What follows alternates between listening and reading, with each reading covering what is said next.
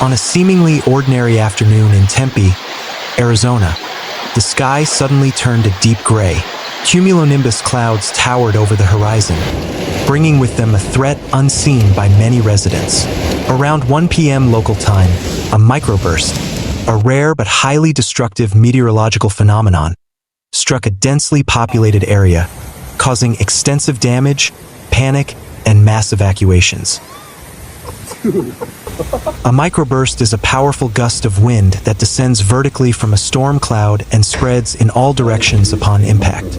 Unlike a tornado, which spins, a microburst strikes with force directly downward, often accompanied by heavy rain and lightning. In Tempe's case, winds estimated to have reached speeds exceeding 100 kilometers per hour, 62 miles per hour, battered apartment complexes, highways, and public facilities, causing roofs to lift off buildings, semi-trucks topple over, and large trees topple like matchsticks. The Tempe Fire Department immediately responded, dispatching rescue teams to the scene. They found dozens of residents trapped on the second floor of the severely damaged apartment complex, some with their pets. The evacuation was swift and fraught with risk, given the unstable structure and dangling power lines surrounding the area.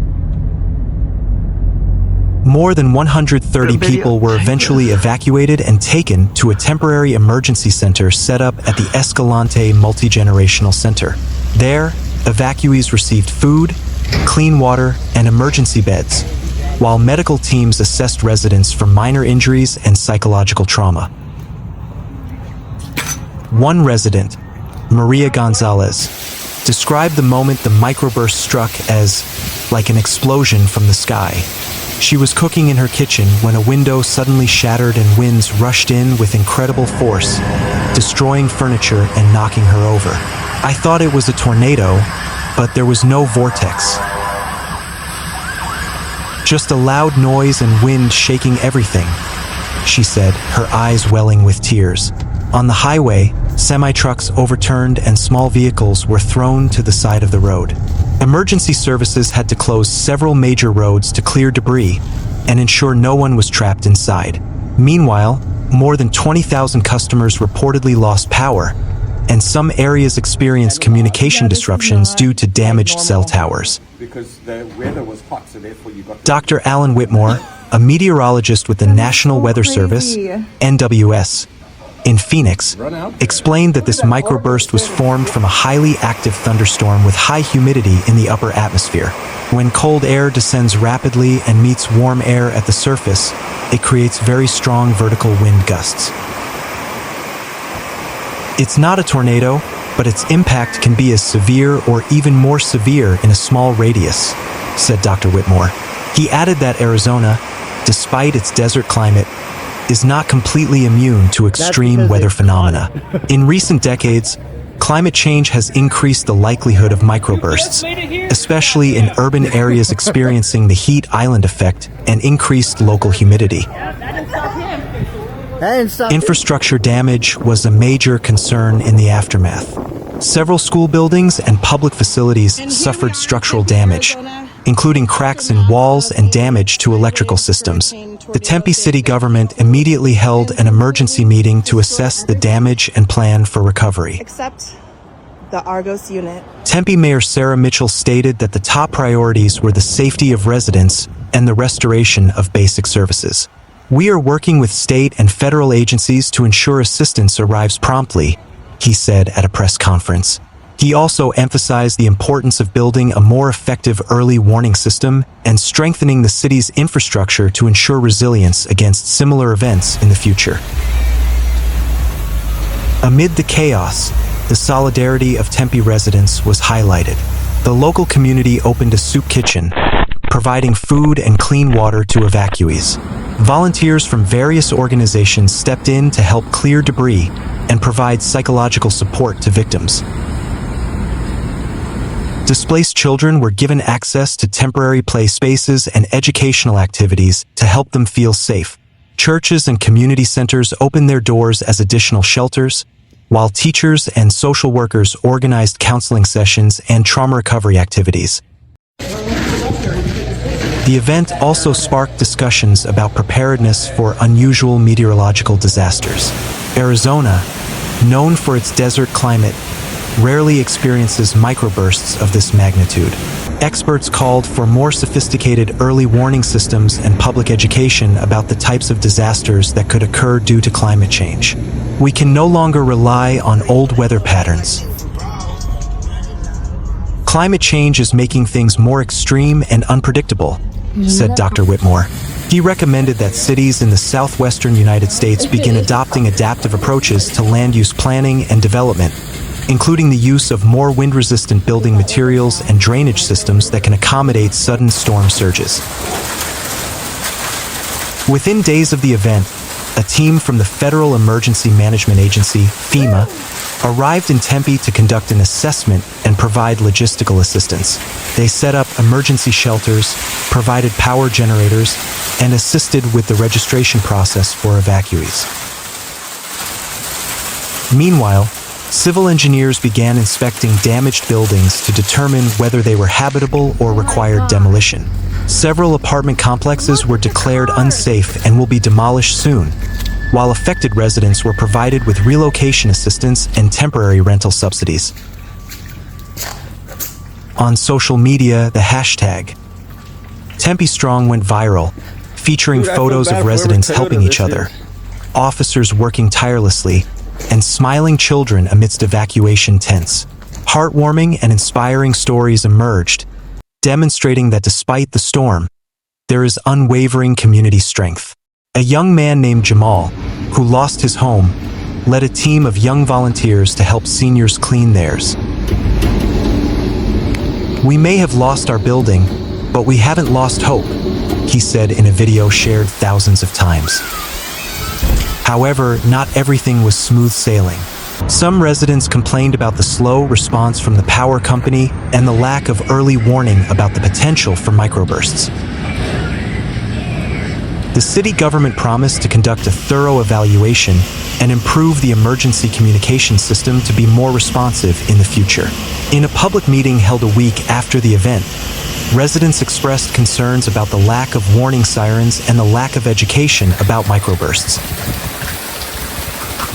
In response, the city government announced plans to install an app-based and SMS-based warning system and conduct regular community preparedness training. Meteorologically, this microburst marked a turning point in public understanding of extreme weather in desert regions. Arizona, traditionally known for its hot, dry climate, began to recognize that global climate change had expanded the spectrum of meteorological threats. Scientists from the National Weather Service and local universities began intensive research into the atmospheric dynamics that trigger microbursts, including the interaction between high humidity in the upper atmosphere and heated air at ground level. They discovered that rapid urbanization and the urban heat island effect contribute to increasing the potential for microbursts, particularly during the transitional season between extreme heat and monsoon rains. Infrastructure-wise, the microburst forced the city of Tempe to conduct a thorough evaluation of the resilience of its buildings and utility systems. Many severely damaged apartment buildings were declared uninhabitable and required demolition, while schools and public facilities suffered structural cracks that required major renovations. The city allocated emergency funds to strengthen the foundations of public buildings and upgrade the electrical system to be more resilient to extreme wind disturbances. Furthermore, the city's drainage system, designed for light rainfall, had to be expanded and strengthened to handle the sudden surge of water caused by the microburst. In the energy sector, widespread power outages sparked discussions about the need for a more resilient and decentralized grid. Local power companies began developing microgrid systems and battery-based energy storage to ensure stable supply even during major disruptions. They also accelerated the transition to more flexible and weather-resistant renewable energy sources, such as solar panels with wind protection systems and wind farms that can automatically shut down during atmospheric turbulence. The social impact of the microburst was felt most acutely in displaced communities. More than 130 people were displaced from damaged apartment complexes, and many remained in emergency shelters for weeks. Affected children experienced psychological distress, including trauma and anxiety, requiring intervention from psychologists and social workers.